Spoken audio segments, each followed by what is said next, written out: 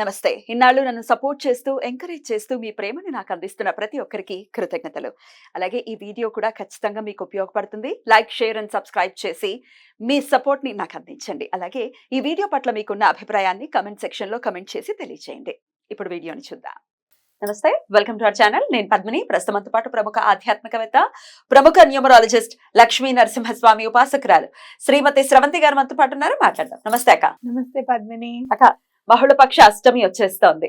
అయితే అది శనివారం నాడు వస్తోంది. విశేషంగా శనివారం అష్టమి, కాలాష్టమి. ఈ కాలాష్టమిని డెఫినెట్ గా ప్రతి అష్టమికి కూడా చెప్తూ ఉన్నారు. ప్రత్యేకమైన తిథులు అస్సలు మిస్ కాకుండా పౌర్ణమి, అమావాస్య, ఏకాదశులు, చవితి, అలాగే అష్టమి ఖచ్చితంగా చెప్పుకుంటున్నాం కాబట్టి చెప్పటక్క ఈ అష్టమిని ఎట్లా వినియోగించుకోవచ్చు. అయితే టైం విషయంలో ఒక డౌట్ కూడా వస్తుంది. రాత్రి వరకు ఉంది కదా సప్తమి, ఎలాగా ఆ రోజే సాటర్డే ఎట్లాగో దాని గురించి కూడా ఒకసారి చెప్పండి. అయితే మనం ఏ తిథిని చూసుకున్నా కూడా కొన్ని సూర్యోదయం ఉన్నప్పుడు ఉండాలి, కొన్ని తిథులేమో చంద్రోదయానికి ఉండాలి అని చూసుకుంటాం. ఇప్పుడు చవితి మామూలుగా మనం వినాయక చవితి అనుకో పొద్దున పూట ఉండాలి అని చూసుకుంటాం కదా. వినాయక చవితి చేసేటప్పుడు మార్నింగ్ అవర్స్ లో చవితి ఉండాలి అనేది కంపల్సరీగా ఉండాలి. మనకి పూజ చేసుకునే టైంకి చవితి ఉండాలి. అలాగే మనం సంకటహర చతుర్థి చేసుకున్నాం అనుకో సాయంత్రం పూట ఉండాలి ఖచ్చితంగా, చంద్రుడికి సంబంధించి ప్రదోషంలో ఉండాలి. అయితే ఇలా అష్టమి వచ్చినప్పుడు మాత్రం నిషేధి కాలంలో అంటే రాత్రి పూట అష్టమి ఉంటే చాలా మంచిది. అంటే రాత్రి మొత్తం వ్యాప్తి ఉన్నది చాలా మంచిది అని చెప్పి. ఎందుకు అని అంటే ఇక్కడ కూడా అష్టమి రోజు కూడా చంద్రుడిని ఇంపార్టెన్స్ గా తీసుకుని చెప్తాం అనమాట. ఏ తిథికైనా కళ్ళలు మారడం అనేది చంద్రుడికి పరిపాటిగా ఉంటుంది. అయితే అష్టమి రోజు మాత్రం 2 అష్టములకి ఒకేలా ఉంటాడట చంద్రుడు. కాబట్టి అష్టమి తిథి చాలా ఇంపార్టెంట్ అయినది అని చెప్పి మనం తెలుసుకోవాలి. ఇక్కడ కూడా ఎందుకు అష్టమి ఇంపార్టెంట్ అంటే చంద్రుడికి సంబంధించి ఆయన ఒకలానే ఉంటాడు కాబట్టి, సమంగానే ఉంటాడు కాబట్టి ఇక్కడ కూడా మనం నిషేధి టైంలో మనకి అష్టమి ఎక్కువగా ఉన్నప్పుడు పూజ చేసుకుంటే చాలా మంచిది. సో సాటర్డేనే చేసుకోవాలి. సాటర్డే 27వ తారీఖు. ఇక్కడ చూసుకుంటే శనివారం నాడు మనం శివుడికి మరో రూపమైన కాలభైరవుణ్ణి పూజించుకోవడం అనేది పరిపాటి. అయితే కాలభైరవుణ్ణి పూజిస్తే, రాత్రి వేళల్లో పూజిస్తే కనుక ఎక్కువగా మనకి ఇంకా మంచి ఫలితం అనేది ఉంటుంది అని కూడా చెప్తారనమాట. అంటే మీరు ఈ టైంకే పూజ చేయండి అట్లా ఉండకుండా కొంచెం 9 8:30 ఆయన చదువుకుంటే చాలా మంచిది. ఏదో రాత్రిపూట చదివేసుకుంటే ఏదో మనము వామాచారం చేసేస్తున్నట్టుగాను లేకపోతే తాంత్రిక పూజలు చేసేస్తున్నట్టుగాను ఫీల్ అవ్వడం అనేది పొరపాటు. లింగోద్భవం నిషేధి కాలంలో రాత్రి అర్ధరాత్రి 12ంటికి జరిగింది.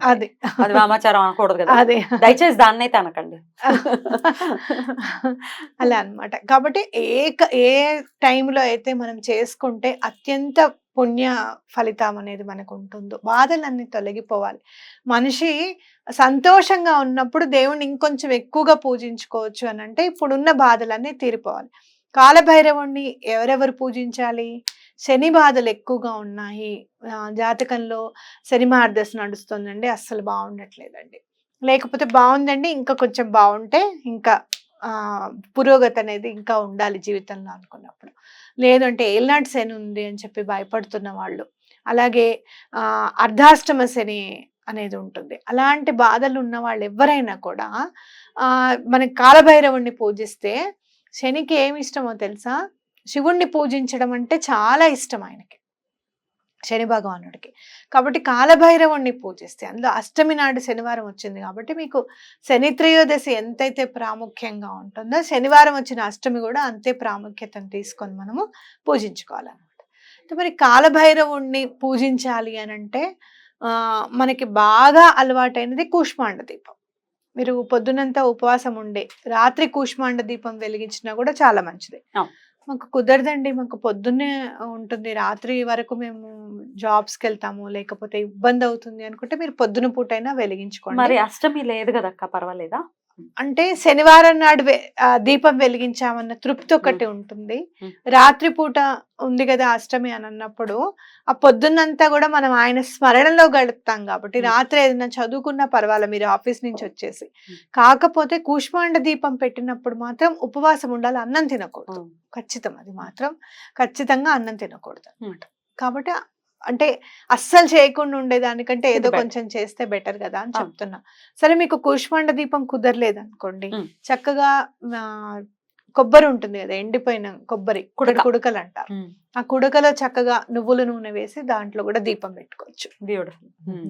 ఎలా ఎలా పెట్టుకోవాలక్క? ఒక ప్లేట్ కుడక ఒక నవధాన్యాలు వేసేసి ఆ కుడకని దాని మీద పెట్టేసి నువ్వుల నూనె వేసేసి దీపాలు పెట్టడమే. కుడకకు పసుపు ఏమైనా రాయాలా?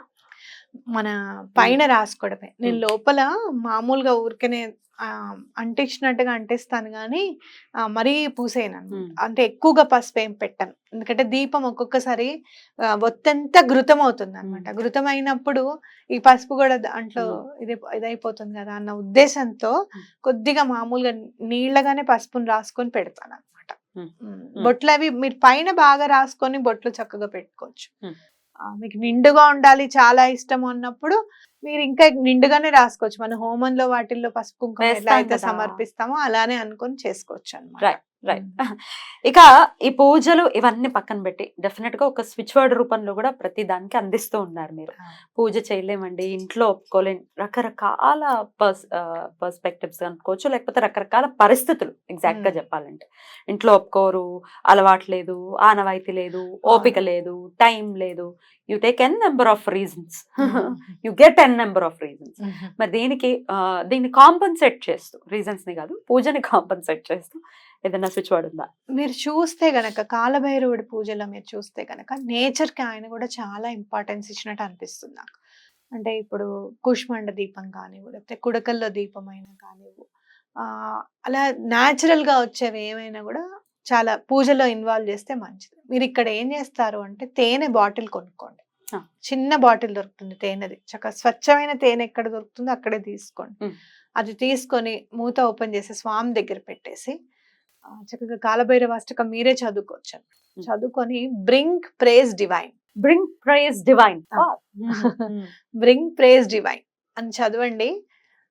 మీరు కావాల్సుకున్న మిరకిల్ జరిగి తీరుతుంది అనమాట. ఏ మిరకిల్ అయినా జరుగుతుంది. బ్రింగ్ ప్రేజ్ డివైన్ మనకి అనిపిస్తుంది. మిరకిల్ అంటే ఏంటి అంటే మనం ఏదన్నా కోరిక తీరినప్పుడు మన మైండ్ ఇది అవ్వదు, ఇది అయ్యే కోరిక కాదు, ఇది తీరే పని కాదు అని అనిపిస్తూ ఉంటుంది మనకి. ఖచ్చితంగా బ్రింగ్ ప్రేజ్ డివైన్ అని అనుకోండి, ఎటువంటి పరిస్థితుల్లోనూ మీకు పని అవుతుంది అనమాట. ఎన్నిసార్లు అనుకోమంటారు? 28 టైమ్స్. కాకపోతే నేను ఎప్పుడు కూడా నెంబర్ మీద కౌంట్ పెట్టుకోకండి అని చెప్తాను. మీ ఇష్టం, ఇంకా మనస్ఫూర్తిగా మీరు ఎన్నిసార్లు చదవగలిగితే అన్నిసార్లు చదవండి, తప్పకుండా పని అవుతుంది అనమాట. అద్భుతం. కాలభైరవ అష్టకం ఒకవేళ చదవటం రాకపోతే మెరకిల్ జరుగుతుంది అని అంటున్నారు కాబట్టి డెఫినెట్ గా అట్లాంటి మెరకిల్స్ జరగాలి. డెఫినెట్ గా జీవితాలు మారాలి, కష్టాల్లో ఉండకూడదు మన వాళ్ళు. హ్యాపీ లైఫ్ ని లీడ్ చేయాలని మనస్ఫూర్తిగా కోరుకుంటూ thank you so very much అక్క. నమస్తే. నమస్తే.